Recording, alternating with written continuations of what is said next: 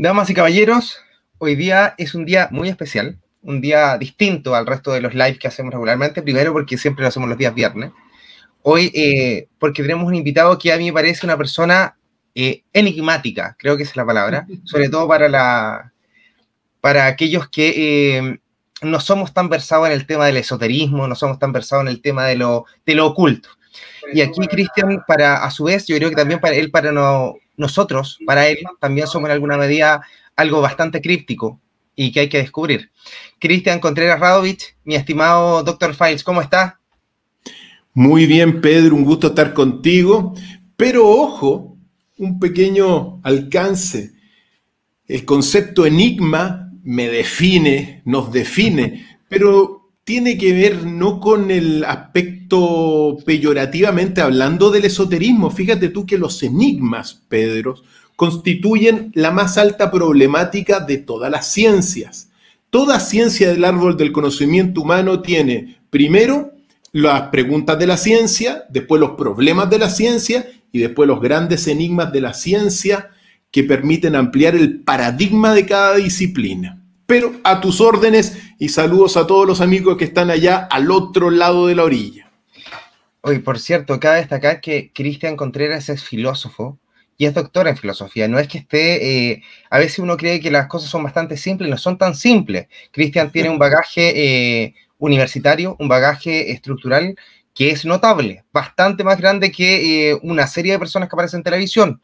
Así que creo que eso también es algo que deberíamos en algún momento explotar, ahí hablando un poquito de filosofía y de las diferencias de una con otra. Pero hoy día vamos a entrar en el asunto, vamos a entrar en el meollo de esta cuestión, porque se ha especulado mucho, Cristian, respecto a su filiación política, de dónde viene, cuáles son sus objetivos. Creo que la cuarta es quien le da el puntapié inicial a una candidatura, posible candidatura presidencial o candidatura presidencial.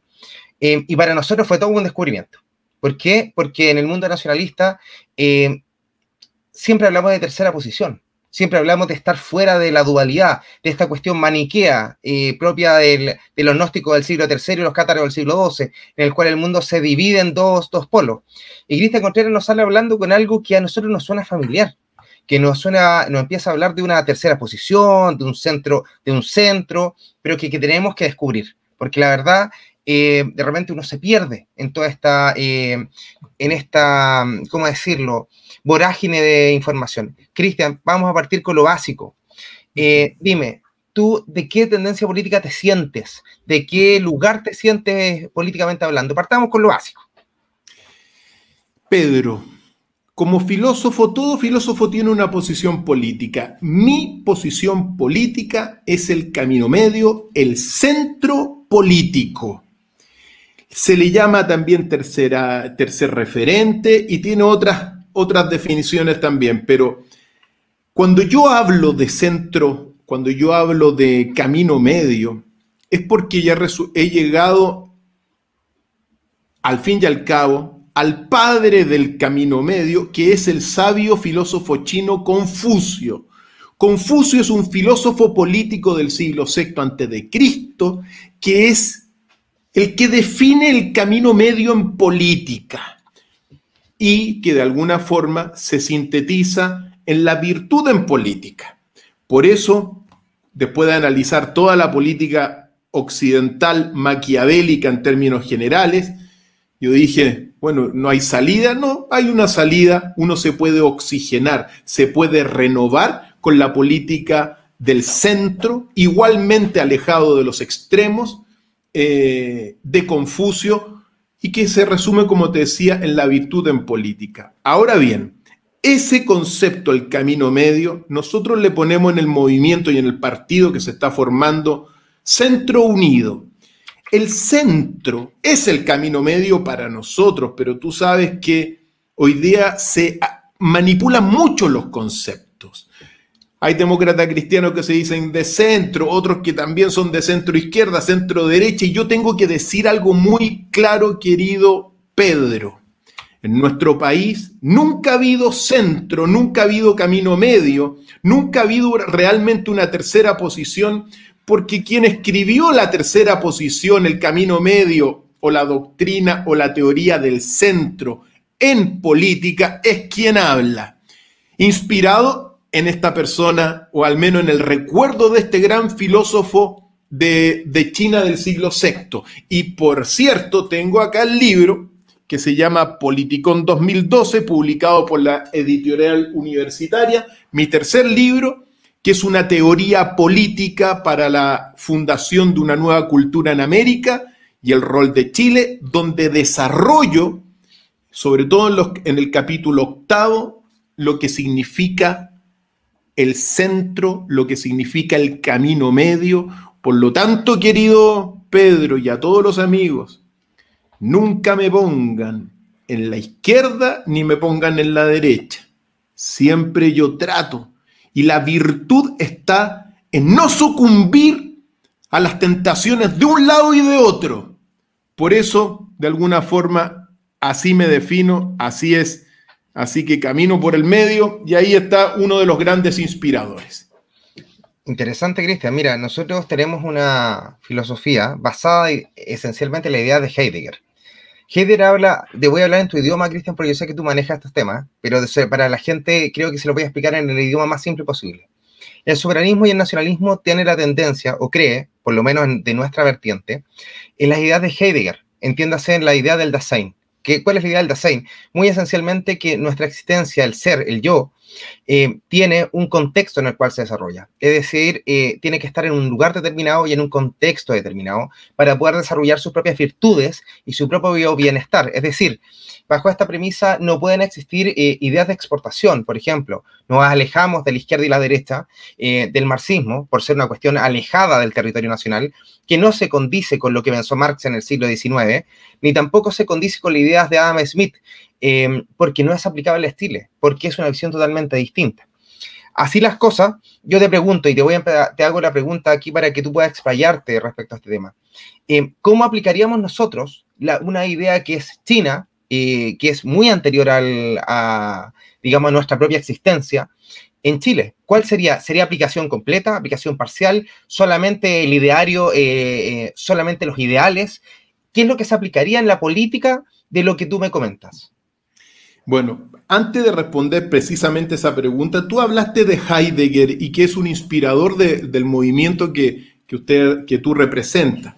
Y déjame decirte también que, claro, Heidegger tiene El ser y el tiempo, un libro que es un monumento a la escritura y a la filosofía, pero también recuerda que Heidegger en gran medida es un existencialista bastante pesimista. Heidegger te dice que prácticamente salimos de la nada y caminamos directamente a la nada. Por lo tanto, muchas veces toda la filosofía de Heidegger termina siendo un pesimismo en cuanto que hagan lo que hagan, no vale mucho la pena porque va a terminar todo en el nihilismo, digamos, en la nada misma. Pero al margen de eso, ¿qué es lo que yo rescato de Confucio? Y obviamente uno no puede sintetizar a Heidegger, que lo vemos acá, o a otros autores como Confucio en dos palabras. Hay doctores en Heidegger, hay personas que han dedicado toda la vida a estudiar a este gran filósofo, pero que también es pesimista porque la filosofía del siglo XX, en general, el existencialismo es un pesimismo del pensamiento. Todos tenemos mucho de existencialista, estar acá, aprovechar el día, vivir intensamente en muchos aspectos, pero también hay un pesimismo detrás de Heidegger, muy grande. En cambio, detrás de Confucio hay algo que se llama la virtud en política. Y aquí viene, tú puedes decir, me preguntas, bueno, ¿qué traemos de Confucio? Bueno, están los libros de Confucio, uno se puede inspirar a aprender a caminar para ser feliz. En el fondo, el camino medio, el centro, nosotros le llamamos Centro Unido por el movimiento y el partido que estamos formando, el centro en el fondo es la forma para ser feliz en la vida. Entonces, hagamos una política de felicidad, tratemos de ser felices, pero yendo un poquito más a tu pregunta, porque claro, ¿qué traemos? Bueno, uno puede traer muchas cosas, pero hay algo imprescindible dentro de la doctrina del centro que es el ejemplo. Y eso uno lo extrae precisamente de los textos de Confucio. Tú gobiernas con el ejemplo. Eso es fundamental. Los papeles te dan para cualquier cosa, Pedro. Muchas veces cuando tú ves los principios, ves los programas de gobierno que no se cumplen, los principios de los partidos, digo yo, son unas obras maravillosas de la literatura y del pensamiento político, pero llegado de la hora no se cumple. Y hoy día estamos frente a una camarilla política, una verdadera oligarquía en el poder político, que simplemente, si existe algún principio, nunca se olvidaron de esos principios. Por lo tanto, están siendo ejemplos que no son coherentes con lo que ellos mismos dicen. Se gobierna con el ejemplo, esa es una gran enseñanza. Hay otras grandes enseñanzas, a mí quizá de las que más con las cuales más me identifico, pero eso es tan subjetivo, de Confucio, es que la sociedad es una extensión de la familia. Tú tienes que ver a toda la comunidad, a todo Chile, a toda la familia, aunque las aborrezcas, como la extensión de tu propia familia. Así, el gobernante es un padre de la nación. Por lo tanto, siento yo que el ejemplo es muy importante, porque realmente lo único que cambian las costumbres es el ejemplo, y el ejemplo, al cambiar las costumbres, cambia los países. Por lo tanto, esto es muy relevante. Cuando tú ves un saqueo, delincuencia en las calles, es porque el pueblo aprendió esos ejemplos de los líderes que hemos tenido. El pueblo siempre imita el ejemplo de sus líderes. Y si tenemos delincuencia, saqueo, narcotráfico abajo, es porque arriba lo aprendieron. Por lo tanto, se gobierna con el ejemplo y se gobierna para ser feliz. Para ser feliz hay que caminar por el medio, querido Pedro, desde al menos la teoría política que uno sostiene. Cristian, entonces, para que la gente vaya entendiendo, a ver si yo entendí también, sería la virtud moral. Lo que tú rescatas de Confucio es esa virtud moral, el ser virtuoso en toda aquella cosa que se hace. En el fondo, hacemos un poquito un cruce también para traerlo a Occidente con los pensamientos de Aristóteles. La virtud moral en política como un eje central de la existencia política, del politicón, el animal político que lleva adelante la virtud como una base esencial de su actuar político, ¿no? Mira, en parte sí y en parte no. ¿Por qué te digo en parte? Porque cuando tú tomas las doctrinas hoy día de la derecha política, de la UDI particularmente, y algunos aspectos de Renovación Nacional, muchos de sus ideólogos, incluso Evópoli, han estudiado, son en el fondo aristotélico-tomistas. Entonces toman doctrinalmente Aristóteles, lo juntan con Tomás de Aquino y forman una estructura de pensamiento, claro, muy hermosa, aunque pasada de moda, porque Aristóteles, aunque es poco leído hoy y mal comprendido, realmente hay muchos aspectos que están totalmente superados de Aristóteles, de la física de Aristóteles, entre otras tantas cosas, siendo que igual es un gigante. Por lo tanto, cuando uno toma esta fusión aristotélica tomista en las doctrinas de derecha, uno dice, claro, está muy bonito en el papel, pero lo que están haciendo en la práctica no tiene nada que ver con lo que dice el papel. Yo siento, y aquí hay una cosa que sí es bueno compartirla, el hecho de que hoy día nosotros estamos a nivel planetario en un proceso muy singular. Todo el mundo oriental, donde se ha desarrollado mucho la espiritualidad, la filosofía, las humanidades, me refiero a China, India y otros países, están mirando el desarrollo material de Occidente. Y Occidente, el otro lado del mundo, que ha desarrollado mucho el materialismo, la política, la economía capitalista, claro, se ha desarrollado tanto en el aspecto material que ha disecado su propio espíritu. Y hoy día, realmente la frontera de los intelectuales científicos de Occidente están mirando en el Oriente el alimento espiritual que ya no encuentran en Occidente. En gran medida, Occidente y las bases de Occidente se derrumbaron para siempre. Yo no veo mucho cómo poder rescatar realmente los pilares de Occidente que algún día se tuvo con las personas que hoy día lo están practicando. Por eso yo siento que me trae mucho más sentido esta síntesis entre la física de Occidente, la más avanzada del mundo, y la metafísica o filosofía del Oriente. Sobre esa base me gusta trabajar a mí, y la verdad que no es que nos vamos a transformar. Cuando yo digo Confucio, no es que nos vamos a transformar así, nos vamos a poner unos trajes, etcétera, y nos vamos a transformar en budistas, nada, sino que extraigamos de esa gran filosofía, de la filosofía perfecta que es el budismo, traigamos lo que nos es útil a nosotros. ¿Y qué es útil? La virtud. ¿Por qué? Déjame decir una cosa también. ¿Sabes por qué, Pedro? Porque en realidad la derecha, claro, sus grandes referentes son los que señalé, Aristóteles, Santo Tomás de Aquino y otros tantos, pero duermen con Maquiavelo, que es el vicio en política. Y a la izquierda le pasa lo mismo. Se le harán a Marx, a Heidegger y a otros tantos de la escuela de Frankfurt, por cierto, pero en el fondo son guiados por Maquiavelo. Y en consecuencia, la antítesis de Maquiavelo es el gran filósofo Confucio.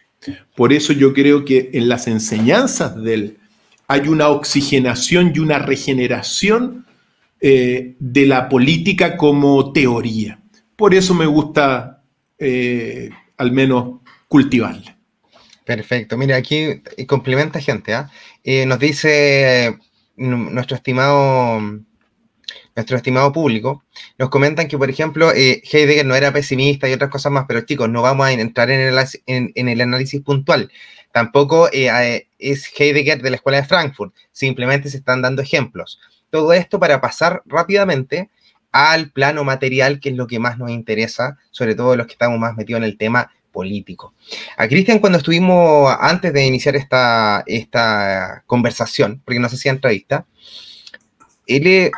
mi gran duda fue ponerle nombre a este live. Es el Dr. Files, no me gusta decirle Dr. Files porque creo que se presta para que la gente confunda lo que se ve en televisión con lo que es Cristian Contreras. ¿Un patriota o no es un patriota? Y la pregunta es cómo se podía eso definir, cómo podíamos encontrarlo.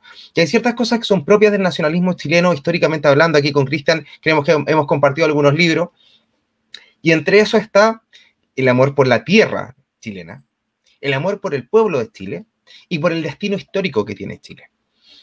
Aterrizando estos tres conceptos, viene la primera pregunta, y es, ¿qué opina Cristian Contreras, no Dr. Files, Cristian Contreras, sobre la recuperación de los recursos naturales, que es algo que nosotros estamos abogando? De hecho, tenemos un candidato constituyente en Antofagasta, por favor, búsquelo, Juan Moraga, para que lo apoyen, lo patrocinen, para que pueda ir como constituyente, que está alegando la recuperación de los recursos naturales de manos de aquella gente que son usureros, piratas del aire, y al mismo tiempo que esos recursos naturales se industrialicen, que es algo que hoy día no pasa porque se exteriorizó todo. Como tú bien sabes, las fábricas están en China, los capitales extranjeros se llevan absolutamente todo, no hay pago de royalty de ninguna clase, no hay pago de absolutamente nada. Chile se transforma en un lugar saqueado.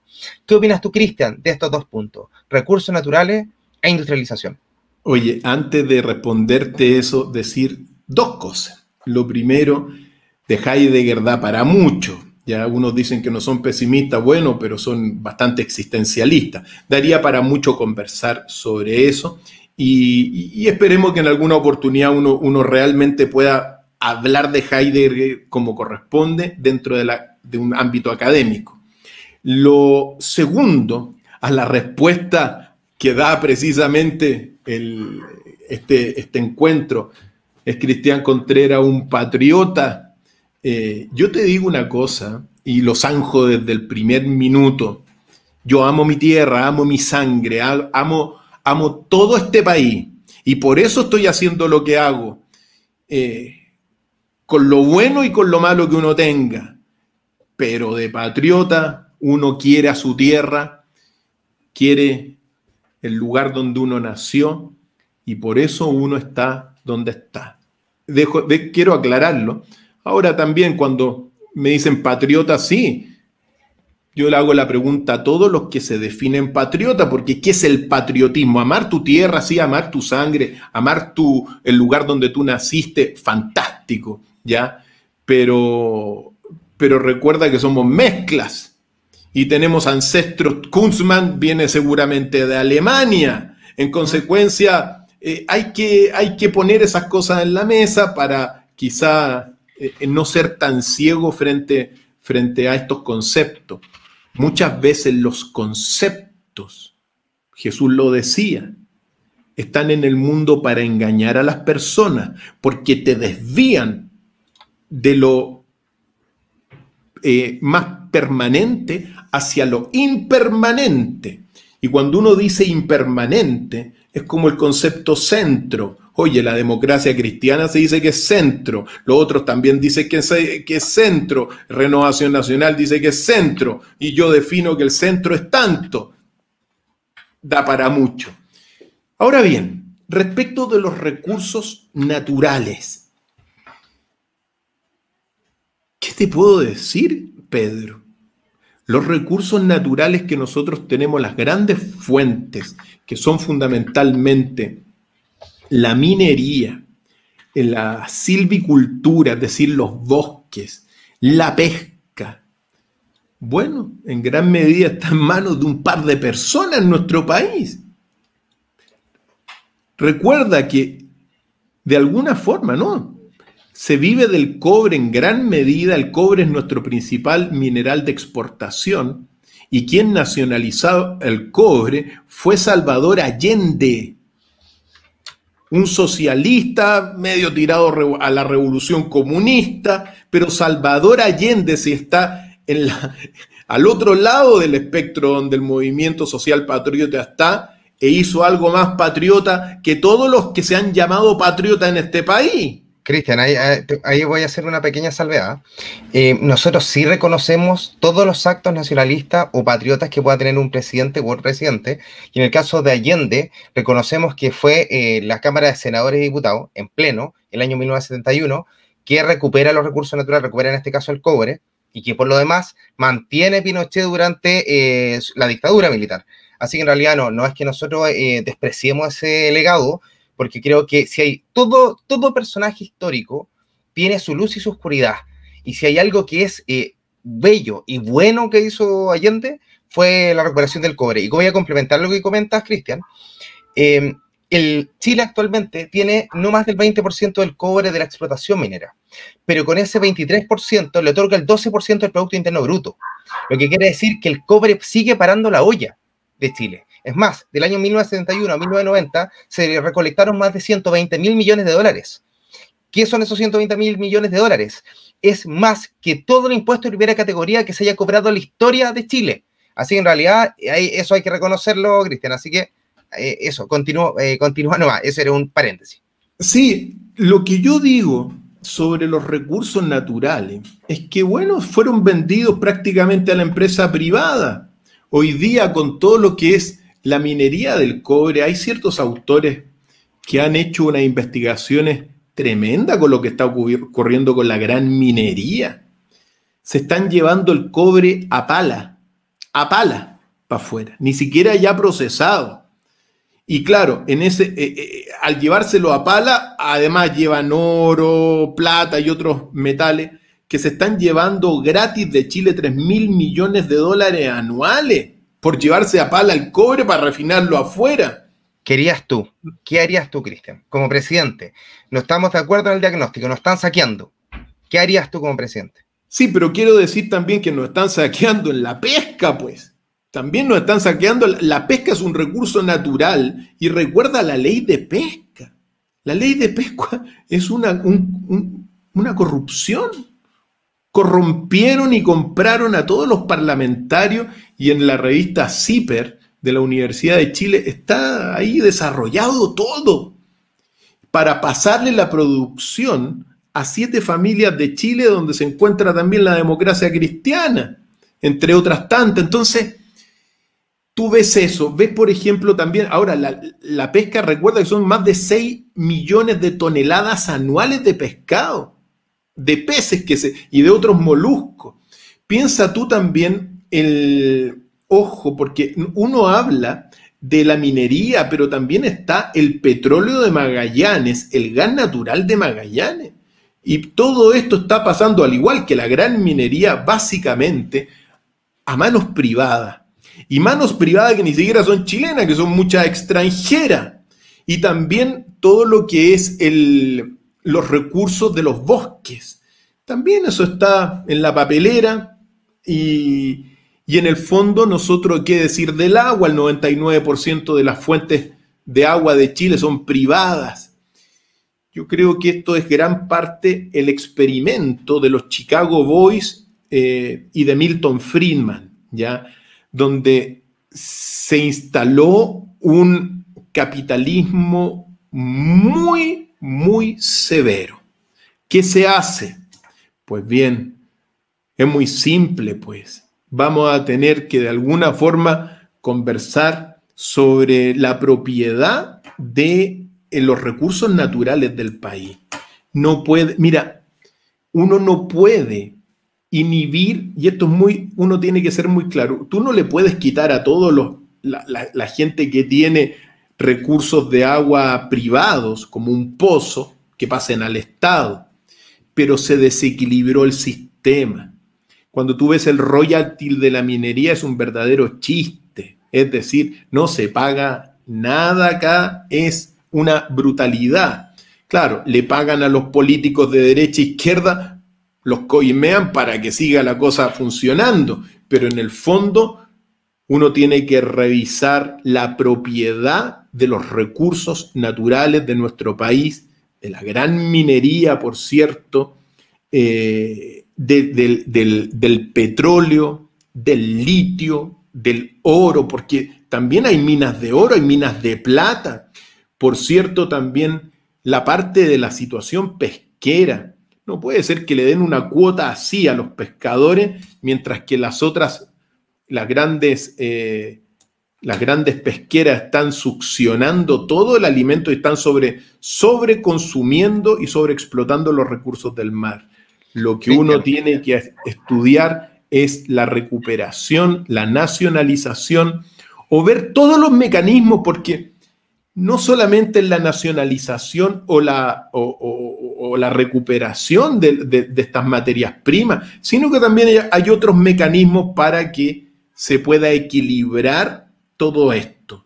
El concepto, yo creo que en este sentido es equilibrio, pero ahora de que estamos, mira, cada día que se llevan el cobre, cada día estamos más pobres. Y Cobreloa, por cierto, el equipo del norte, es el reflejo. Segunda división. Estamos muy mal, querido, en ese sentido de los recursos naturales. Mira, el profesor Novoa Montreal decía que la gracia de nacionalizar no es exactamente lo mismo que estatizar. Cuando uno nacionaliza, pasa de lo privado, de aquí los beneficios de lo privado, a lo público, independiente de cómo se haga, porque una cosa es la cuestión administrativa, una cosa es que lo administre una empresa privada, pero que el beneficio tiene que llegar a la nación de Chile.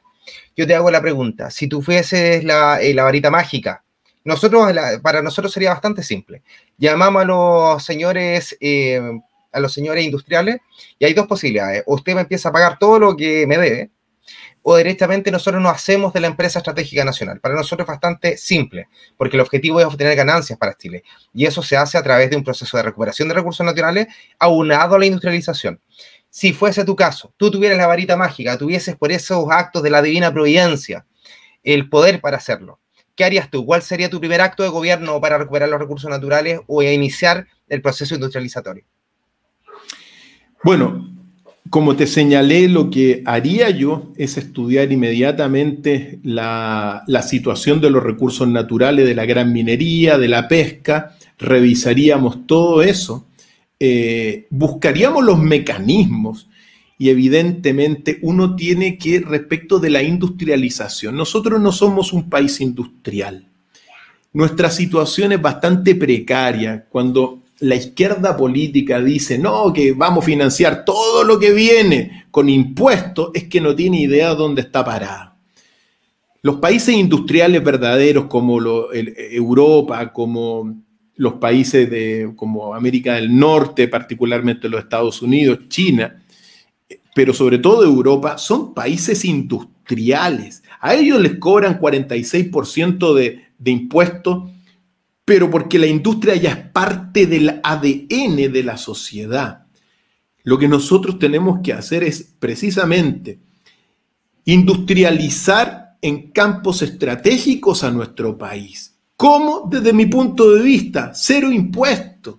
Que vengan a trabajar, que vengan a generar riqueza, no gratis, obviamente, se les cobra por trabajar, pero con muchas facilidades para que no se haga difícil la producción industrial nacional. Y esto uno tiene que ser muy, muy claro. A mí, mira, hoy día ya no sé cuántas empresas chilenas de prestigio se están yendo de Chile por los excesivos impuestos y les sale más barato ir a producir a China, instalarse en China, cerrar la industria acá, traer los productos para acá, que producirlos en Chile debido a las políticas inmorales y flojas de impuestos de la izquierda de este país. Por lo tanto, uno tiene que atraer, sobre todo para que, mira, si empezamos ahora y atraemos ciertas empresas estratégicas a las regiones, por ejemplo, con muy bajo impuesto. A mí me gusta decir cero impuesto para los pequeños empresarios también, para los emprendedores, ¿ya? Para que generen riqueza con mayor facilidad y que generen círculos virtuosos. Porque si uno trae, por ejemplo, una industria de cañerías de cobre, significa que la universidad va a tener que abrir la carrera de ingenieros de cobre y de ingeniero de la manufactura técnica y el procesamiento. Entonces se genera un círculo virtuoso. Ese círculo virtuoso uno lo tiene que apoyar, no haciéndole difícil la producción en Chile. Y eso es un nefasto resultado de las políticas de impuestos de la izquierda de este país. Ahora, esas políticas de impuestos de la izquierda responden ¿a qué? Claro, responden a que también la derecha, y particularmente hay estudios que ya lo señalan, el 1% de la población chilena tiene el 30% del Producto Interno Bruto. Eso no puede ser, pues, ¿te das cuenta? Eso es una aberración. Entonces, claro, los otros dicen, pasémosle impuestos para equilibrar esa desigualdad que generó el sistema. Mira, Pedro, nosotros estamos frente a una crisis estructural, porque tú al tiro me llevas por un sendero de la conversación, pero nosotros estamos en una crisis estructural en el país. Los 8 pilares de este país, de la cultura de este país, están destruidos, por lo tanto se requiere 8 nuevos pilares, que es lo que nosotros proponemos. En términos bastante sencillos, quizá para no desviarme sobre eso. Hay que generar industrias en las regiones que generen riqueza, apoyándole, bajándole los impuestos, facilitándole la riqueza. Yo te pongo un caso, permíteme señalar. Dubái era un país pobre hace 30, 40 años atrás. El sheik de Dubái vivía en una cueva, tenía su plata, qué sé yo, por muchas cosas, pero Dubái como Dubái era un desierto y ni siquiera petróleo debajo de Dubái. ¿Qué es lo que hizo el sheik, amado por todos hoy en día? Por todos. Dijo, bueno, hagamos unas inversiones con lo que nosotros tenemos, levantemos 4 edificios y llamemos al resto del mundo a que invierta 0 impuestos. Al cabo de 30 años, sea lo que sea, se transformó en un polo, en una joya del Islam y un modelo que ahora ese modelo de Dubái lo va a replicar toda Arabia Saudita. Van a generar muchos Dubái más, capitales, pero ¿cómo? Cero impuestos. ¿Para qué? Para que se genere la industria, que esa industria se transforme en el ADN, y cuando se transforme en el ADN y todos hayan ganado, bueno, se pueden subir los impuestos, porque la empresa, ¿quién la hace? La hace el trabajador, la hacen los ingenieros, la hace la gente. Es parte de la sociedad. Mira, nosotros, para hacer aquí la pequeña diferenciación, nosotros creemos que hay que diferenciar. No se puede hacer todo cero impuesto o todo ultra impuesto, porque es una cuestión que yo creo que caemos en estos eslóganes políticos demasiado simples. No estoy diciendo que lo estés diciendo tú, Cristian, simplemente lo estoy poniendo en contexto. Por ejemplo, en Chile, en el artículo 19, número 20, 21, 22, 23, 24, inciso final de la Constitución, está prohibida la desagregación de los impuestos. ¿Qué es la desagregación de los impuestos? Yo no puedo decir, señora Juanita, a usted yo le voy a cobrar un 1% de impuesto, y al señor Luxig, que actualmente no paga por la extracción del cobre y se lo lleva gratis, le voy a cobrar exactamente lo mismo. No se puede hacer. Por ende, lo primero que habría que hacer es cambiar los articulados respecto al sistema económico que está dentro de la Constitución. Nosotros, como nacionalistas, creemos que la empresa estratégica, es decir, aquella empresa que sus frutos deben ir al erario nacional, hay dos posibilidades. O cobramos los impuestos correctos, por ejemplo, en el caso de Chuquicamata o de Codelco, o de todas las empresas que tengan que ver con la extracción minera o que sean de carácter estratégico para la nación, tienen que cobrarse los impuestos, incluidos los royalties, al igual que como lo hizo Nueva Zelanda, al igual como lo hace Inglaterra, como lo hace Japón, y todos los países que tienen industria extranjera, llevándose sus recursos naturales. Pero en otro sentido sí estoy de acuerdo contigo, que es el hecho de que el emprendedor, la pequeña y mediana empresa, deben desahogársele los impuestos. Es más, con la Constitución actual tenemos la situación que no pueden haber impuestos de carácter progresivo. Es decir, yo le cobro el primer año 1% de impuestos. Estoy haciendo un ejemplo ridículo. En el segundo año un 5%, y nos equiparamos con el paso del tiempo a un 10 o un 15, lo que se nos ocurra. Eso hoy día con la Constitución actual no se puede hacer, y te puedo asegurar que con la nueva tampoco, porque los tratados internacionales no lo permiten. Solamente debemos poder ir en el lado de la liberalización de la economía, y eso está en el artículo 1 de los tratados con la OCDE. Así que sí, yo concuerdo en una parte contigo, Cristian, de que deben liberalizarse en una gran medida los impuestos, sobre todo a la familia, al pequeño emprendedor, al microempresario, pero el recurso estratégico o pasa a ser chileno, nacional, o esencialmente se le cobran los impuestos que corresponde. ¿Y esto por qué? Porque históricamente Holanda, Bélgica, Francia, Estados Unidos, Corea del Sur, Singapur, todos cobraron los impuestos, y es más, hicieron estatal ciertas industrias que eran de carácter estratégico y requerían todas las ganancias para sí mismos. Y recordemos siempre aquí, para la gente que nos está escuchando, que es la industria la que genera el desarrollo. Cuando alguien te viene a decir aquí que simplemente teniendo un país lleno de servicios vas a lograr obtener un país industrializado, eso no es un país desarrollado, eso no sucede.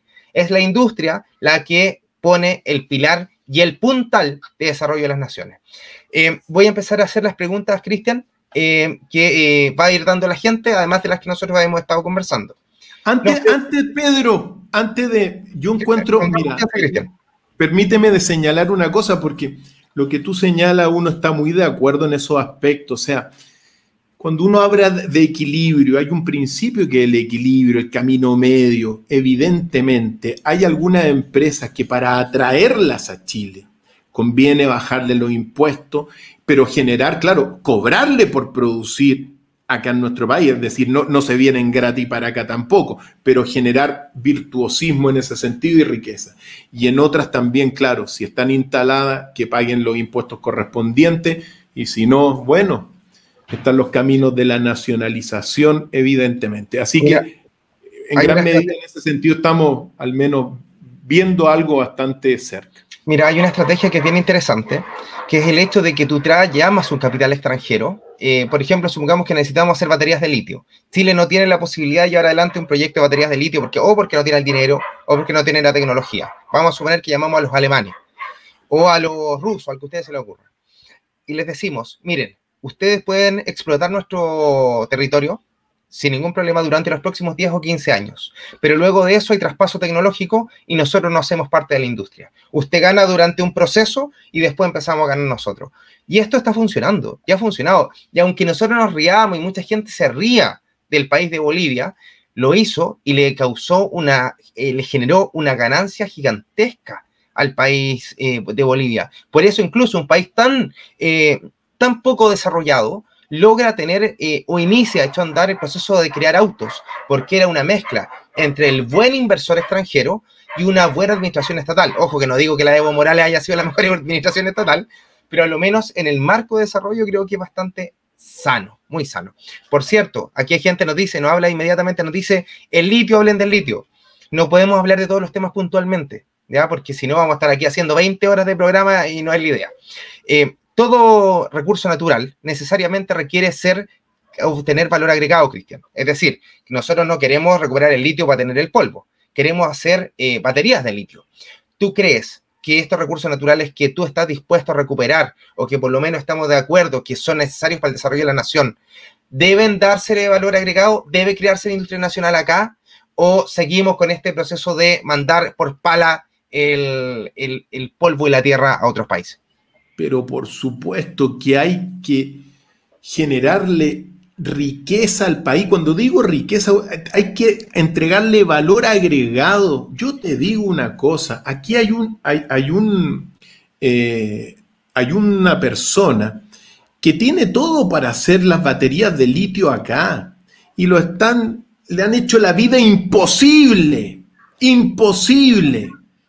¿Por qué? Porque se quieren, bueno, se lo vendieron ahora gran parte del litio a los chinos.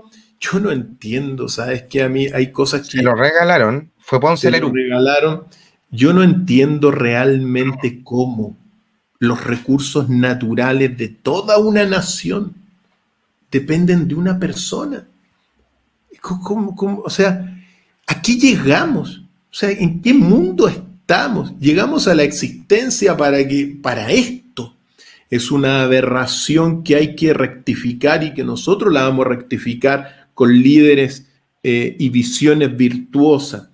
Yo soy de la idea de que nunca más se vaya el cobre como se va. Hagamos nosotros los cables de cobre, hagamos nosotros las cañerías de cobre, hagamos nosotros las baterías de litio, hagámoslo nosotros, procesemos nosotros bien el petróleo, no lo mandemos crudo a ningún lado, hagamos nosotros lo que nos corresponde. Y eso depende simplemente de acciones y de una voluntad política que nunca se ha tenido, más un empresariado nuevo. El empresariado de Chile históricamente ha sido un empresariado extractivista y comercial. Por lo tanto, se requiere ahora a las nuevas generaciones de empresarios que ya tienen mucho acumulado, decir, bueno, invirtamos para darle un valor agregado a los productos. Yo no lo entiendo llegado el siglo XXI. Piensa tú que los Estados Unidos era el país más industrializado de la Tierra ya en el 1885 más o menos. Es decir, estamos a años luz, pero para eso, para industrializar el país, hay que invertir en investigación y desarrollo, hay que investigar, hay que promover la investigación científica, y eso tampoco lo hacen la voluntad política. Gracias. Vuelvo a decir, tenemos un problema estructural que requiere una solución estructural que es la que nosotros tenemos, pero yo soy así de simple. Ojalá que se genere riqueza dándole valor agregado a nuestra riqueza natural. Mira, sí, incluso los duraznos ni siquiera se ponen en conserva, se mandan en caja. ¿Por qué no mandamos los duraznos en conserva? Algunos sí, obviamente, pero así de simple, ¿te das cuenta? Entonces, nosotros siento yo que tenemos que pasar a otro paradigma de desarrollo, que es el que estamos nosotros proponiendo. incentivando. Mira, uno tiene que, esto no es una, así como que uno tiene que ir viendo sector por sector, caso por caso, empresa por empresa. ¿Por qué? Porque hay, yo siempre digo, lo que viene es el apoyo mucho de la pequeña empresa, y para apoyar a la pequeña empresa, al emprendedor, cero impuestos. Pero a la gran empresa hay que estudiarla un poco mejor en términos de qué, de que, bueno, para atraer esas, por ejemplo, cañerías de cobre, esa industria, bueno, hagámosle atractivo el producir las cañerías de cobre aquí al lado de Chuquicamata, ¿te das cuenta? Y la exportamos para otras partes del mundo en una alianza que puede ser específicamente con China para hacerlo, ¿te das cuenta? Claro que sí. Yo creo que Entonces, estamos perdiendo mucho hoy en día. Nos mira, estamos empobreciendo. para que se hagan una idea, desde 1990 al año 2016 se han perdido solamente por no refinar el cobre más de 120.000 millones de dólares. Para que se hagan una idea, con eso se podrían haber hecho más de 6 millones de casas básicas, más o menos, para que se hagan más o menos cómo es de grave esta situación. Podrían haberse entregado, el otro día saqué la cuenta, como 800 veces el bono de COVID durante toda la pandemia. Así que para que se hagan una idea de cuánto dinero se está perdiendo. Mucha gente pregunta si nosotros estamos hablando de capitalismo, pero le respondo yo, quizás Cristian tiene una salvedad respecto al tema. El capitalismo es totalmente incompatible con las ideas soberanistas y nacionalistas del siglo XXI. ¿Por qué? Porque el capitalismo cree la libertad económica a rajatabla, la libertad de los mercados, y que no debe haber ninguna clase de intervención de carácter estatal de estos mercados.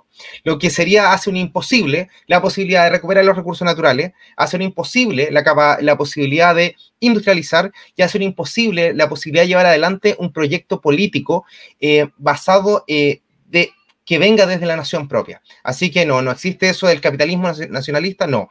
¿El nacionalismo tiene capitalismo industrial? Sí, que es otra cosa, que no tiene nada que ver con el sistema liberal que vivimos hoy en día. Pasamos a otro punto, estimado Cristian, porque ya la gente está volviéndose loca, no alcanzo ni a ver el chat, y dicen, ¿qué opina Cristian Contreras de la ONU? Nosotros creo que nuestra postura es bastante clara.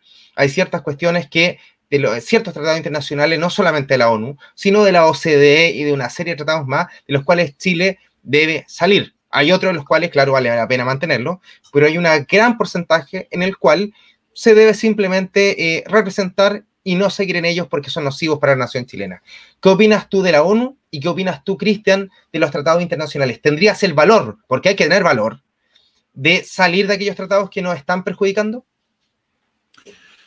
O sea, de todo tratado que a uno lo perjudica, hay que revisarlo nuevamente y volver a estudiarlo. No podemos estar con tratados que nos perjudican.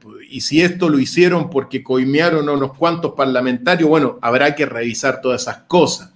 Hoy día se está, bueno, en la mesa allá en el Congreso, el TPP. El TPP te hipoteca la soberanía chilena en términos muy sencillos. Por lo tanto, hay que tener prudencia, pero claro, con este Congreso que nosotros tenemos hoy día, que son verdaderos operadores políticos, más que políticos de tomo y lomo, con teoría, sino que son buenos negociadores, hay un peligro muy grande con este TPP y la soberanía de Chile. A mí me ha tocado estudiar el TPP, y es muy delicado llegar y aprobarlo porque hipoteca nuestra propia soberanía en muchos aspectos. Ahora bien, respecto de la ONU, mira, en un mundo como estamos nosotros hoy día, estas instituciones planetarias están de alguna forma, bueno, es parte de los tiempos que uno vive, es decir, un lugar donde las naciones se encuentren oportunamente. A mí me parece que es una buena idea. El problema es que la ONU, bueno, tú sabes quién es, el edificio de la ONU es de Rockefeller, y en consecuencia uno está con una Organización de Naciones Unidas de carácter, mira, con una realidad que se tiene que revisar. yo te digo una cosa. En la realidad, con la ONU, ¿qué es lo que sucede? Sucede que es una instancia que partió con muy buenos augurios para las naciones, como este punto de encuentro, de visiones, pero llegado este momento, lo ha planteado China, se necesitan nuevas organizaciones mundiales. Es así de simple. Organizaciones mundiales, por ejemplo, que te respeten la idiosincrasia cultural de cada pueblo, de cada nación. Detrás de la ONU hay mucho globalismo en el sentido de querer imponer un gobierno mundial por sobre la tierra, no respetando las diferentes culturas. Desde mi punto de vista, yo creo que las Naciones Unidas o se renuevan realmente, que lo veo muy difícil, o van a tener que surgir de aquí a un tiempo más nuevas organizaciones planetarias que tengan otro tipo de principios y valores como el respeto cultural, el respeto a la autodeterminación de los pueblos, que son derechos fundamentales. Por lo tanto, esa es mi opinión y evidentemente de las instancias globales hay que tener mucho cuidado porque, mira, la historia es categórica en esto. Los países ricos y poderosos, por regla general, cuando negocian o cuando se apropian o cuando tienen relaciones con los países más pequeños y débiles, por regla general los explotan, nunca los ayudan. Y cuando la economía de Chile, negocia con la economía de Estados Unidos, hay que tener realmente líderes que velen por nuestros intereses, por los intereses de nuestro pueblo.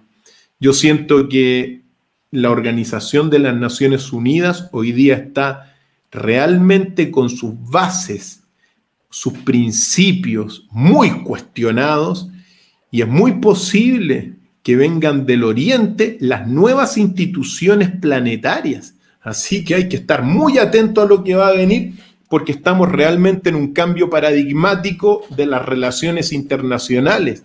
Hay que formar bloques, por cierto. Nosotros, si no nos unimos como América, y digo América desde México hasta Chile, vamos a estar en una posición muy debilitada frente a los bloques que significan Europa, el Califato Rojo de Turquía, la misma ex Unión Soviética, Rusia y todas sus dependencias, China y el sudeste asiático, y qué decir Estados Unidos, Canadá y Australia, que actúan como bloques mundiales, mientras que a nosotros lo único que hacen es dividirnos para no unirnos. Nos tenemos que unir en un gran bloque. Por eso se requieren nuevas instituciones planetarias, por cierto. Cristian, mira, dos cositas respecto a lo mismo que estamos conversando. Mira, te muestro, ahora se los muestro a ustedes. Esto que tenemos aquí al lado es de nuestra querida editorial Ignacio Carrera Pinto. Es justamente lo que tú estás comentando. Rebelión en la Patria Grande. ¿Qué es esto? En algún momento se intentó, los nacionalismos siempre han creído que el trabajo debe ser en bloque. Se llaman bloques geopolíticos de poder para aumentar los umbrales de poder de las naciones. Chile no puede llevar adelante un proyecto de carácter nacional solo, no se puede. Necesariamente para poder hacerle el peso a Estados Unidos, a Inglaterra, a Japón, a China, tiene que crear un bloque, y ese bloque no significa hacer este sueño bolivariano que ha tenido siempre la izquierda, hacer un solo país, sino de cooperación pujante entre las naciones. Respecto a lo que comentas tú de la ONU, recién les mostré esta imagen, se la voy a mostrar de nuevo, de un caballero que se veía muy extraño. Este señor, el cual les mostré recién, que es un hindú, se lo muestro ahora inmediatamente, o un indio, como ustedes quieran decirle, es un señor que es de una religión llamada Agori. Los Agori, aquí Cristian lo debe saber mejor que yo incluso, se dedican a comer cadáveres. Comen cadáveres, matan animales, se comen sus propias heces y tienen una serie de conductas que para Occidente debiesen ser terribles. La ONU ha impuesto a punta de cañón, porque lo hace a punta de cañón con la fuerza de Estados Unidos, por cierto, una visión del mundo, la cual es la correcta. Si yo no estoy de acuerdo con lo que hacen los Agori o con lo que hace una u otra agrupación social humana, necesariamente yo vengo y le impongo mis principios, desde mi libertad, ojo, porque siempre son que mi libertad sexual, que mi libertad de emigrar, que mi libertad de no sé qué, y la cacha de la espada. Pero esta diversidad, que les estoy mostrando aquí al lado, no les puedo mostrar las imágenes por motivos obvios, esa a la ONU no le interesa, porque es en realidad un bloque de carácter occidental que lo que hace es aplastar las identidades. Nosotros como nacionalistas, nuestra postura es clara. O se acaba la influencia de la ONU en Chile, o nosotros necesariamente no salimos de todos aquellos tratados que nos perjudiquen estando dentro de la ONU. ¿Por qué? Porque son agrupaciones de poder. La ONU trabaja con el Fondo Monetario Internacional y con el Banco Mundial. Es un tridente de poder. Y ese tridente de poder te extorsiona, te aprieta y es un montón de prestamistas y banqueros que obviamente queremos sacar de Chile. Eso respecto al tema de la ONU. Permíteme complementar algo muy importante, porque nosotros hoy día, tú hablaste de la ONU, Banco Mundial, Fondo Monetario Internacional, y efectivamente trabajan para las mismas élites mundiales. Exacto. Que nos están endeudando.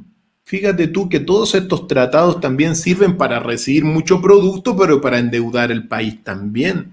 Nosotros tenemos nunca antes en la historia de Chile se había tenido la deuda externa que hoy día tenemos, con un 84% del Producto Interno Bruto como deuda externa. Por lo tanto, evidentemente, nosotros estamos en una situación muy delicada en cuanto a que no tenemos gobiernos y no hemos tenido gobiernos que defiendan los intereses de la nación. ¿Qué decir con este virus? No hay nadie que realmente sabe que nosotros tenemos gobiernos que han reemplazado la soberanía popular democrática por la soberanía parlamentaria partidista. Lo que nosotros realmente hoy día tenemos es eso, una soberanía de los partidos políticos de derecha e izquierda que no trabajan para el pueblo porque desprecian al pueblo, sino que trabajan para las grandes élites mundiales.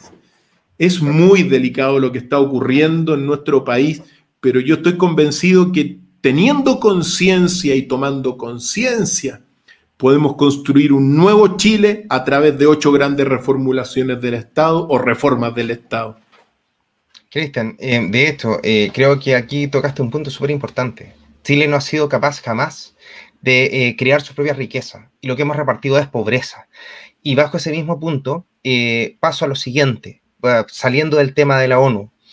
Estas agrupaciones de carácter internacional de banqueros y de usureros internacionales, entiéndase esto, vampiro y buitre, han fomentado dos grandes cosas. Uno es lo que tú nombraste, es el TPP-11, esta libertad económica extrema en la cual prohíbe a los países llevar adelante su proyecto nacional. Y por otro lado, estas aperturas liberales de las fronteras. Esto trajo un beneficio gigantesco para la industria transnacional, como es el tema de la migración masiva, pero ha causado un descalabro completo a nivel nacional y es un hecho que ya lo está estudiando la Universidad Católica, la Universidad de Chile. La Universidad Católica dijo que por lo menos Chile se va a demorar con la cantidad de migrantes 10 años en equilibrar el sueldo mínimo a lo que estaba antes de estos procesos migratorios masivos. Cristian Contreras, nosotros haríamos lo siguiente. Nosotros a la gente que entró de manera ilegal la expulsamos. A la gente que entró de buena manera y que viene a producir a Chile, la ayudamos y la protegemos. Y las fronteras se deben cerrar y se debe elegir quién entra y quién no. Cristian Contreras, ¿qué haría usted, mi estimado doctor Faires? Bueno, bien parecido a lo que tú dices, pues, Pedro. ¿En qué sentido? Que las personas que entraron ilegalmente e incluso las personas que han entrado con sus papeles no limpios, bueno, hay que devolver a los países respectivos. Eso es muy claro. Uno, ¿por qué tiene que meter a la casa personas que vienen corrompidas de otros lados? Yo lo que pienso, lo que hay que hacer es realmente una política de inmigración. Uno tiene que estudiar qué es lo que necesitamos nosotros. Si necesitamos carpinteros, bueno, traigamos carpinteros, no sé, de cualquier país, persona, pero le enseñamos carpintería. Si necesitamos informáticos, bueno, invitemos a la India. De la India traigamos a los hindúes por acá y les enseñamos informática. Lo que ha habido acá es una inmigración sin ninguna política inmigratoria. Por lo tanto, hay que tener una política de inmigración. Cerrar la frontera, a mí el concepto de cerrar frontera no me gusta, hay que estar abiertos. Yo soy de eso, a mí me gustan los países cosmopolitas. Poco a poco nos estamos transformando en un país muy cosmopolita. Evidentemente, Europa es mucho más cosmopolita que nosotros, pero yo soy de la idea de tener evidentemente una política de inmigración. Lo que hicieron estos gobiernos, tú un poquito lo señalaste, trajeron personas que están vendiendo Super 8 en las calles, para eso los trajeron, es una vergüenza. Pero más que el problema puntual de la inmigración que requiere, e insisto, una política inmigratoria que responda a nuestras necesidades de desarrollo y evolución, al margen de eso, me hace pensar, ¿cómo es posible que hemos llegado a esto, Pedro? Como país, ¿cómo es posible que los egoísmos, las avaricias, tanto de la derecha como de la izquierda, nos han generado una catástrofe civilizatoria, social, cultural, deportiva? Nosotros estamos con un país destruido en todos los órdenes culturales. ¿Por qué? Por en gran medida los nefastos líderes políticos que se han tenido y que la gente los ha elegido libremente, pero los ha elegido, claro, bajo un sistema de cuoteo, porque están todos armados y ya saben lo que van a salir, pero ¿cómo es posible que se haya llegado a esto, a esta situación? Es una vergüenza lo que está ocurriendo, siento yo. Estimado Cristian, creo que lo único que nos podríamos alejar es el hecho de que nosotros como soberanistas no creemos en un país cosmopolita, porque el país ya es una identidad cultural, y lo que hace cosmopolita un bloque es el continente completo. Es el hecho de que Perú tenga su cultura, Bolivia la tenga, Argentina y Chile tenga lo propio. Pero creo que a grandes rasgos, ¿estás de acuerdo entonces con la posibilidad, el hecho de cerrar frontera? Yo creo que nosotros somos un poquito más radicales, nada más, en el hecho de que queremos expulsar gente que no tiene que estar aquí. De hecho, te lo digo yo, que voy regularmente a la cárcel por cuestiones de trabajo. Tengo que ir para ver interno, por uno u otro motivo. Y te digo que ni siquiera se ha revelado cuál es la cantidad de población penal migrante que hay en Chile. No aparecieron más los estudios. El último apareció en 2017 y decía que era un 6% en 2017. Estamos en 2021 y ni siquiera sabemos cuál es. Y la necesidad de ordenar el país es súper grande. En este mismo hilo conductor, Pedro, antes que siga, pero sí me tengo que hacerte un contrapunto ahí, Pedro, porque cosmopolita, sí, pero recuerda lo que fueron las inmigraciones digamos, durante el siglo XX. Aquí llegaron italianos, franceses, judíos, eslavos, alemanes, y nuestro país, después de 100 años de independencia, durante el siglo XX se ha forjado por mucha sangre extranjera que se ha asimilado a la chilena y por tradiciones que uno las tiene que observar. Aquí no hay, mira, la sangre pura no existe, Pedro. Ese ideal que instaló en algún momento dado de la sangre pura, lo que existe es un pensamiento puro de los indoeuropeos, pero nos mezclamos todo el rato. Quizá ustedes son un poco más radicales que yo en ese sentido, obviamente. Una pequeña aclaración. No es lo mismo la colonización que la migración. El colono viene donde no hay nada y el migrante viene donde ya hay. Por lo demás, estadísticamente, desde que hay estadísticas respecto a este tema, a partir del año 1900, Chile tenía una tasa migratoria del año 1887 con las migraciones de los alemanes entre un 1% y un 2% como máximo. Cuando llegan los alemanes de Vicente Pérez Rosales, llegan en un 2% de la población, llegan a integrarse y además de eso llegan a construir, levantaron ciudades completas. Pero la migración que tenemos a partir del año 2017 está en el orden del 10 y el 20%. Es decir, esto superó todos los márgenes lógicos y no es la migración natural, ni es la migración que se dio de la formación de los pueblos. Chile es rico culturalmente justamente porque se formó de diferentes pueblos y a nuestro modo de ver, esencialmente los pueblos guerreros, los pueblos araucanos y el pueblo godo español, pero no tiene absolutamente nada que ver con lo que acontece hoy en día. Así que yo creo que ahí haría una diferencia respecto a eso. Nada más. No, pero yo coincido contigo en eso, o sea, coincido que hoy día hay un descontrol total, hay incluso acuérdate que la línea aérea que se trajo a los inmigrantes quebró la línea aérea, es muy extraño esa cosa. Entonces, aquí se hizo algo sin ninguna razón, al menos sin ninguna política estratégica de Chile, Correcto. Lamentablemente. Claro que sí, pues, profesor. Mire, además de esto, la gente pregunta inmediatamente, no le voy a preguntar por la Araucanía, porque ya imagínense, lleva 1 hora 6, y eso ya sería un tema demasiado largo, creo yo, pero respecto al mismo punto, y volviendo al tema de la delincuencia y la migración, el movimiento social patriota, por cierto, antes que se me olvide, MSP jamás va a hablar ni ha hablado de razas puras, no lo haría nunca, porque justamente los chilenos no lo somos, y creo que en ninguna parte del mundo ha existido un intento de ser raza pura, excepto algunas cuestiones más bien afiebradas. Fuera de esto, el tema de la seguridad. ¿Cómo enfrentamos la seguridad? Nosotros como soberanistas, nacionalistas, hemos dicho siempre que la clave de esto está en 4 grandes cosas. Primero, es endurecer las penas respecto a los delitos que son graves. Y sin la posibilidad, hoy día pensemos que la señora Soledad Alvear lo que hizo fue ablandar el Código de Procedimientos Penales para que el juez, en su infinita sapiencia, pudiese elegir cuál es la pena de estos delincuentes que a veces son muy graves. El otro es la imposición de los trabajos forzados. Si usted quiere comer dentro de la cárcel, tiene que trabajar. Y eso significa una reforma completa a todos los recintos carcelarios. Transformar a esta gente en agentes productivos. Es decir, y hay harta piedra que picar, y hay harto lugar que hacer fértil en Chile, y hay harta islas que están abandonadas que podrían producir harto. Una de las cosas es el trabajo forzado. El otro punto es la educación dentro de los penales. Cada preso no puede salir si no ha salido terminando el 4º medio, una carrera técnica y ojalá una carrera profesional. Si no lo ha hecho, no sale. Y el último, y el más grave de todos, yo creo que el más polémico y el cual podríamos haber hecho un programa completo, que ya lo hicimos, véanlo en los live anteriores, es la pena de muerte.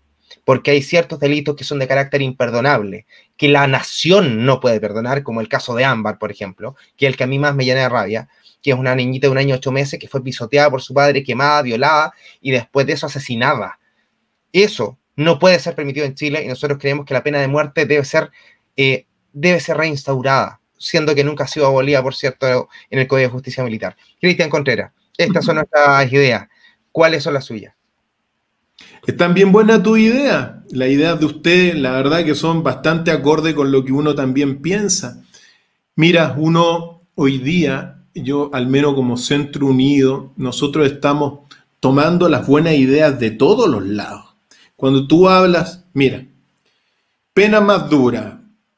Bueno, sí, me parece muy bien, habría que estudiar porque, quiero llegar a otro caso. O sea, las penas hoy día en gran medida también son bastante duras en muchos aspectos, la cárcel, etcétera. Pero voy a llegar a eso después. Trabajo forzado me parece estupendo que se trabaje, que trabajen donde puedan los que están privados de libertad. La educación, eduquémoslos también, evidentemente. Y la pena de muerte, pero por supuesto que sí, si la pena de muerte, mira, no es algo de uno. Yo siento que lo que uno tiene que hacer es hacer un plebiscito que se le pregunte a la ciudadanía si quiere la pena de muerte o no. Para quien habla, se vive en un ámbito muy hipócrita, porque todas estas personas que están en contra de la pena de muerte favorecen la muerte en otra instancia. Es así de simple. O promueven la muerte cuando se va a la guerra. La pena de muerte es una pena civilizatoria para crímenes que no tienen nombre. Es así de simple Y es una pena, como lo señalé, que te civiliza a la ciudadanía, ¿ya? Ahora bien, penas duras. Entonces, eso se lo preguntaría. ¿Trabajo forzado? Bueno, hay que trabajar, hay que hacer algo, porque van a estar todo el tiempo rascándose la guata cuando se puede cultivar, se puede, bueno, hacer muchas actividades de carácter de trabajo simplemente, y no es un trabajo forzado de los que antiguamente había, sino que trabajo con la tierra, trabajo en las minas, y no que eso no significa como era antes, pero sí se puede trabajar y debiesen trabajar bastante los que están privados de libertad para que se regeneren si es que pueden. Ahora bien, las penas duras. Mira, ¿qué es duro? Es un tema que yo lo tengo. Yo siento que al ver muchos de los delitos que existen y las penas, bueno, son bastante duras unas, otras más. ¿A qué quiero llegar? Que en el fondo aquí hay un tremendo problema que quizás no lo han contemplado, que es el problema judicial que tenemos en Chile. Nosotros, como país, Pedro, es muy posible que el sistema judicial, que el poder judicial colapse de aquí a un tiempo más. Que colapse, estoy diciendo. ¿Por qué? Fíjate tú que la Corte de Apelaciones recibe 160.000 causas al año. Solo la Corte de Apelaciones. Eso significa que tiene que estar viendo 438 causas por día. ¡Imposible! La Corte Suprema recibe 10.000 causas al año. ¿Qué quiero decir con esto? Que mira, se está gestando en el Poder Judicial una crisis gigantesca porque no da abasto. Fíjate tú que en los Estados Unidos, a la Corte Suprema de los Estados Unidos le llegan también 10.000 causas al año, pero solamente ve 83 causas. En consecuencia, los tribunales de justicia están saturados. Tenemos una población penal de más de 100.000 personas, 105.000 personas. En consecuencia, aquí hay un tremendo problema porque la delincuencia, estamos hablando de la delincuencia, no solamente se soluciona con penas duras, quiero llegar, que te están colapsando el sistema, sino que con una reforma estructural, con educación, con una economía más justa, más equilibrada, con una política virtuosa, con una administración no corrupta. Es decir, para acabar realmente con la delincuencia y tener mayor seguridad, sí, hay que controlar las armas, sí, también. Pero acuérdate que el narcotráfico hoy día está a la orden del día con todas las armas que tiene. Entonces, el problema es estructural. No se va a solucionar solo con penas más duras. Se requiere educación, se requiere una administración no corrupta, se requiere una nueva economía, una nueva política, incluso una nueva religión. Porque cuando los santitos están venerando al chacal de Nahuel Toro, porque no sé, se transformó en bueno después que se murió, están bastante desviados. En consecuencia, las ideas que tú propones y que tu movimiento propone son muy acordes, pero no vas a acabar con todo el problema de la seguridad, el problema de la delincuencia. Cuando te das cuenta que arriba en los gobiernos te están robando, te lo dije, es una máxima política. El pueblo siempre imita el ejemplo de sus líderes. En consecuencia, si roban arriba, van a robar abajo. Entonces, ¿qué se necesita? Líderes virtuosos que no te roben para que la gente abajo no robe. Empresarios que no te saqueen para que abajo no te saqueen. Religiosos que no sean pedófilos para que abajo no violen a los niñitos y a las niñitas. ¿Te das cuenta? Entonces, Este problema de la seguridad, de la delincuencia, es un problema estructural. Mira, al fin y al cabo, nuestro país, estamos en una catástrofe civilizatoria, tenemos un problema estructural en las 8 bases del Estado chileno que requiere 8 reformas para poder solucionarse. Nosotros podemos hacerla y las vamos a hacer. Cristian, mira, hablando de líderes que son considerados virtuosos, aquí hay un personaje, mira el personaje que tenemos aquí al lado. Para quien no sepa, ese es el señor Duterte. Obviamente es una cuestión extranjera y es un ejemplo. El señor Duterte recibió Filipinas con un porcentaje de muertes diarias gigantesco. Era el país con más violaciones a mujeres y al mismo tiempo con mayor narcotráfico y corrupción. Aplicó una cuestión de tolerancia cero extrema contra el narcotráfico, tolerancia cero contra la corrupción, al punto que se estima que hubo cerca de 20.000 ejecuciones de parte del Estado a delincuentes, a narcotraficantes. El resultado de esto ha sido que el pueblo lo apoya prácticamente con un 80% de aprobación, y al mismo tiempo, piense que hoy día tenemos un presidente con un 6% de aprobación, y al mismo tiempo, este caballero logró crear el milagro filipino. Cuando hay seguridad en la calle, la gente quiere invertir. Cuando hay seguridad en la calle, la gente puede consumir. Por tanto, hoy se habla del nuevo milagro económico filipino a pesar del COVID. Imagínense cuál es la postura. Por supuesto, cuando llegaron la gente, los veedores de la ONU y los derechos humanos, él gratamente les dijo que se fueran de vuelta a su país y que no se metieran. ¿Tú tomarías medidas así de drásticas? No sé si no te estoy diciendo que matemos 20.000 personas, por favor, Cristian Contreras. Simplemente estoy diciendo que si estarías de acuerdo en llevar adelante una política como sí lo haríamos nosotros, draconiana contra la corrupción y contra el narcotráfico. A ver, contra la corrupción, por supuesto que sí, ¿ya? El narcotráfico y Filipinas es otra realidad a la chilena. Piensa tú que Filipinas tiene 102 millones de habitantes, más o menos, quizá más, 102 millones de habitantes, con un nivel de subdesarrollo generalizado en muchos aspectos. Es decir, multiplica Chile por 10, ¿ok? Y quizá la política del presidente de Filipinas,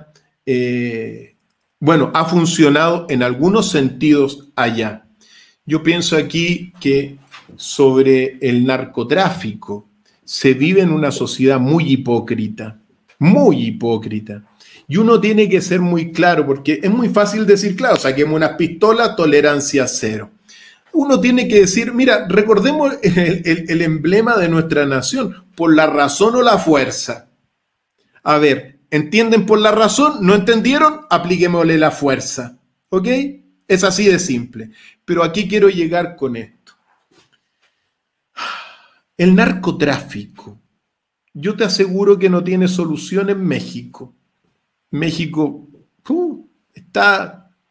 el narcotráfico es una institución mexicana oculta, pero es una institución más.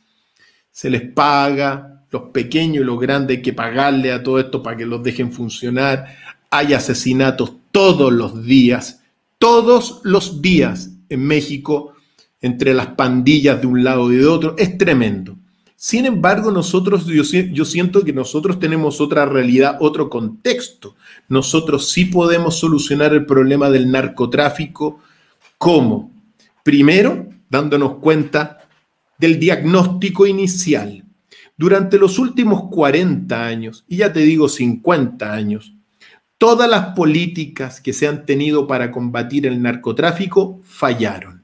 Todas.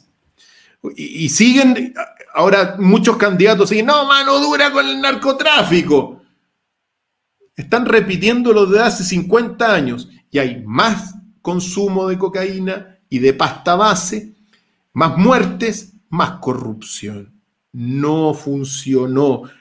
Y uno tiene que, mira, para solucionar un problema, tú tienes que tener claro el diagnóstico del problema. Y si no lo tienes claro, estás perdido. Y aquí es el hecho de que las políticas que se han tenido contra el narcotráfico, cero resultado, no funcionaron. Yo siento que hay que transparentar la cosa. Yo siempre lo digo, el organismo que más te consume cocaína en el mundo, y así está establecido, es la Bolsa de Comercio de Nueva York. ¿Ok? El país que más te consume cocaína en el mundo son los Estados Unidos de Norteamérica. Entonces, ¿de qué estamos hablando? ¿Por qué le tiran contra México, contra Colombia, contra Bolivia, si en realidad lo que están pagando son los de allá? Y lo mismo sucede a microescala en nuestro país. La cocaína es, mira, primero la cocaína es una droga que te mata el cerebro, que te genera euforia y que te genera angustia. Pero la gente la consume, mucha gente la consume, de estratos altos. Recuerda lo que es el espectáculo de la moda mundial, las grandes pasarelas de Milán, por ejemplo. Vieras tú como el mismo Maradona, pues, emblema deportivo que terminó, tú sabes cómo. Entonces no hay que ser hipócrita primero que nada, realmente para superar este problema. Y yo soy de la idea de que hay que tener, por un lado, hay que regularizar esta situación, transparentarla. Realmente, por ejemplo, mira, cuando se sintetizó la cocaína a mediados del siglo XIX, acuérdate que se vendía en las farmacias, pues. En las droguerías se vendía la cocaína. El mismo psicólogo famosísimo de la libido, ¿cómo se llama? Recuérdame.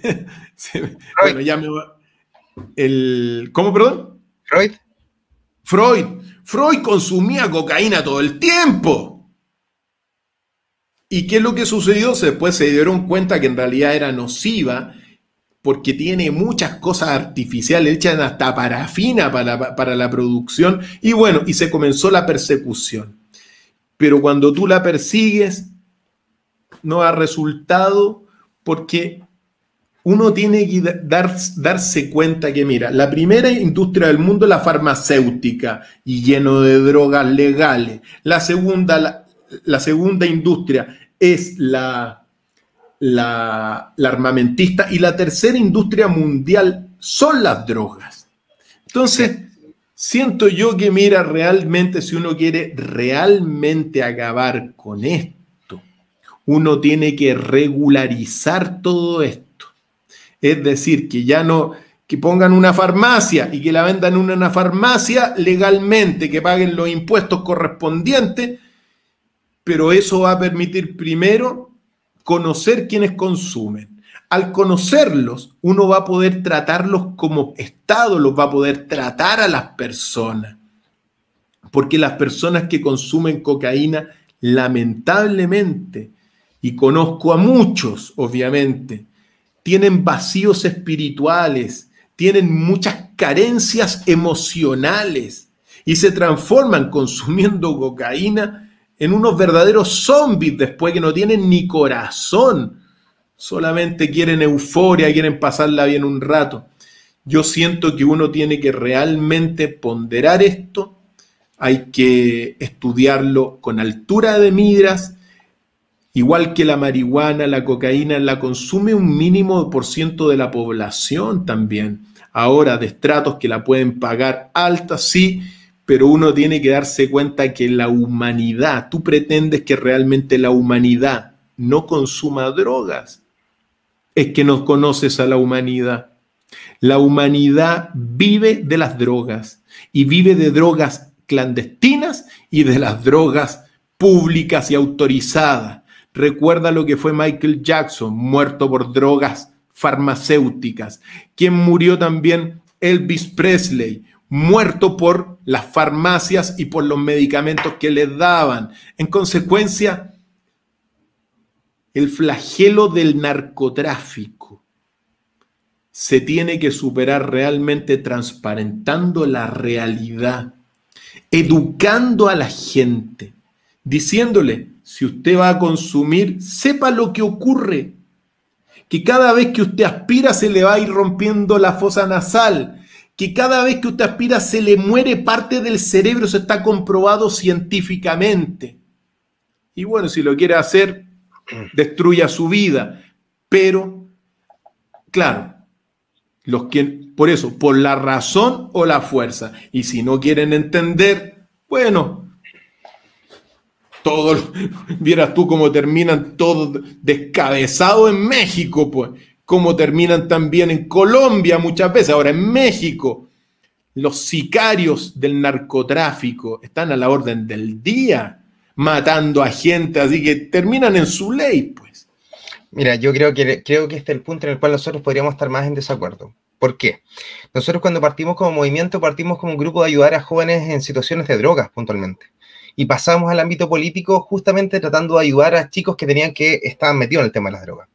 Porque no es lo mismo un joven que consume marihuana ocasionalmente porque estudia en la Universidad Católica y quiere entretenerse de vez en cuando en una fiesta con un ácido con su amigo, que la gente que consume droga de las poblaciones, porque la situación es gravísima. Hay jóvenes que nosotros conocemos de primera mano que terminaron consumiendo drogas para matar el hambre. Y es justamente eso, hay que combatirlo, y combatirlo con todas sus letras. De hecho, es más, a mí me interesa personalmente, y voy a hablar también un poquito por el movimiento, que la forma de llevar adelante el finalizar las drogas es el estilo de Duterte. Hay que meterle bala al personaje que se dedica al tráfico de drogas y que esencialmente vive dañando a los demás. Está bien, hay que diferenciar las drogas, porque hay algunas que son extremadamente nocivas, como la pasta base, la cocaína, y otras que probablemente tengan un índice de impacto igual que el alcohol o igual que el tabaco. Creo que habría que estandarizarla y revisarla, sin perjuicio que pensemos que toda la liviandad con la que se utiliza la marihuana ha sido gran parte de la propaganda de Monsanto, que Monsanto es dueña de de las semillas transgénicas de marihuana. Por cierto, ese es otro punto importante. Creo que ese sería el único gran punto en el cual para mí sería intransable, y creo que para la gente del movimiento también, que es una guerra completa y total a las drogas.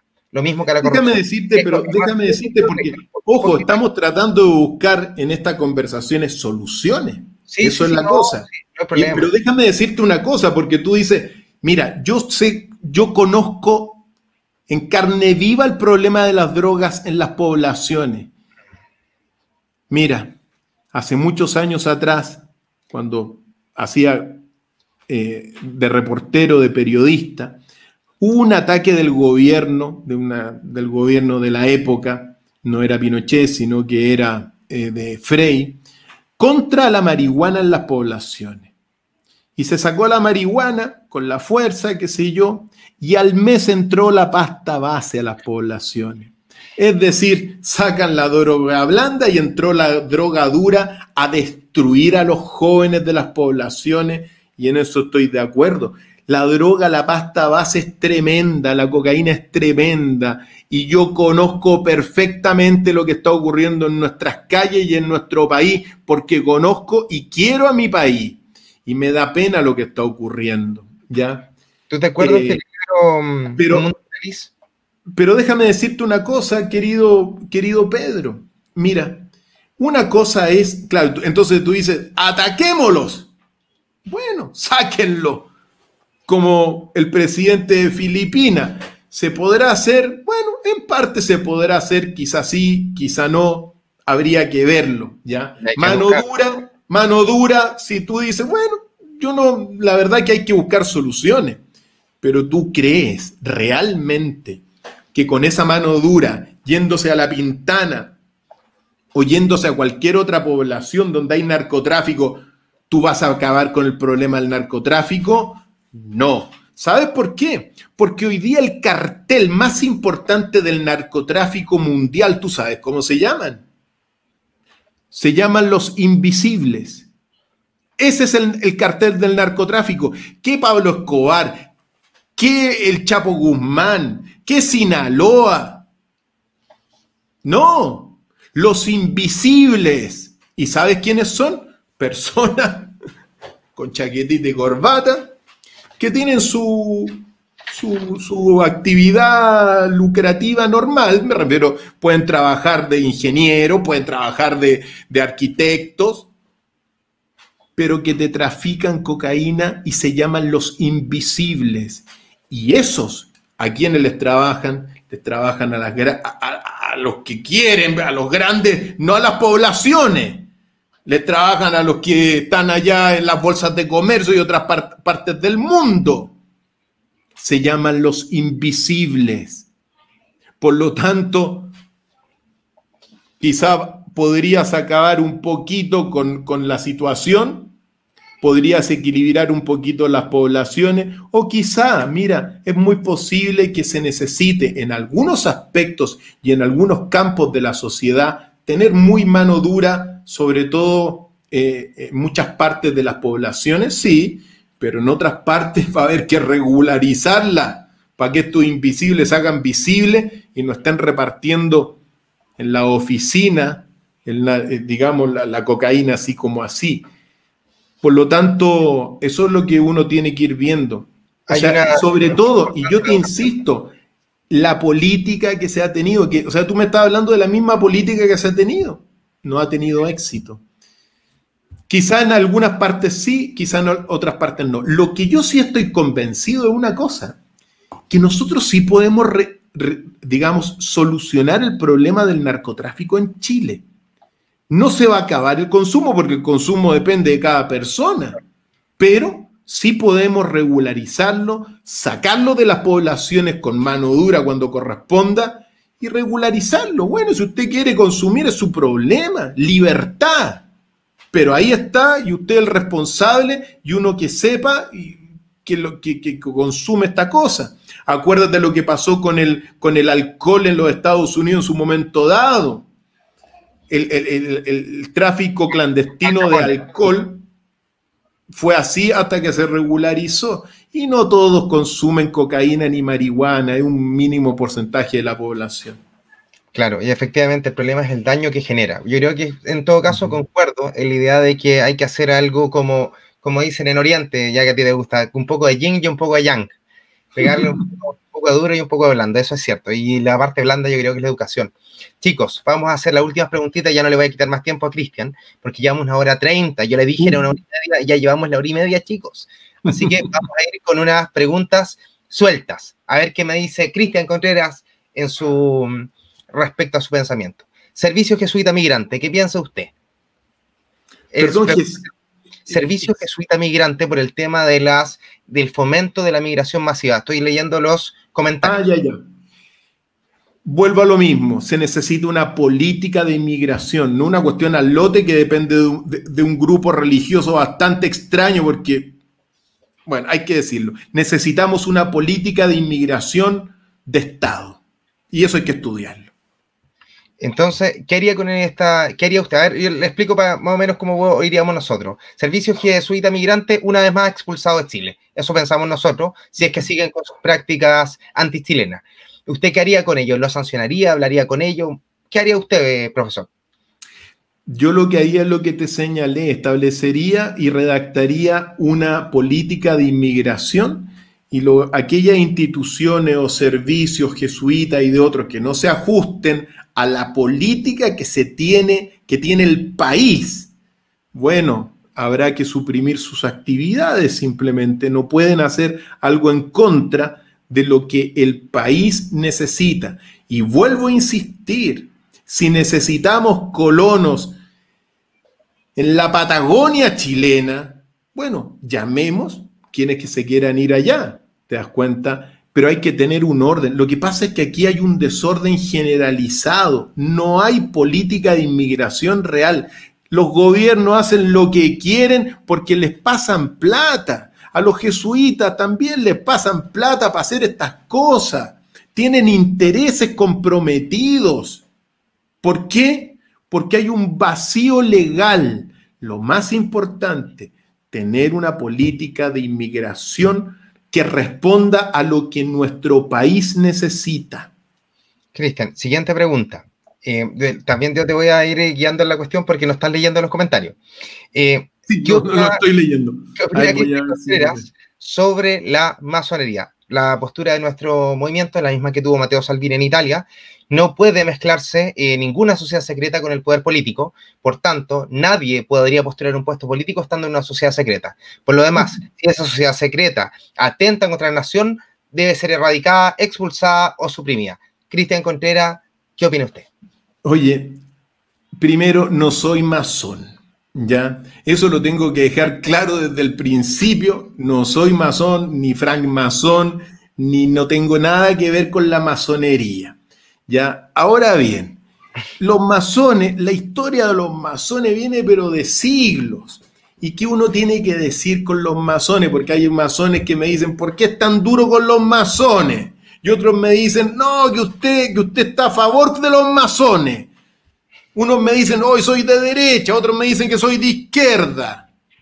Para mí, realmente, la masonería, no hay una masonería, primero que nada. Hay muchas logias masónicas.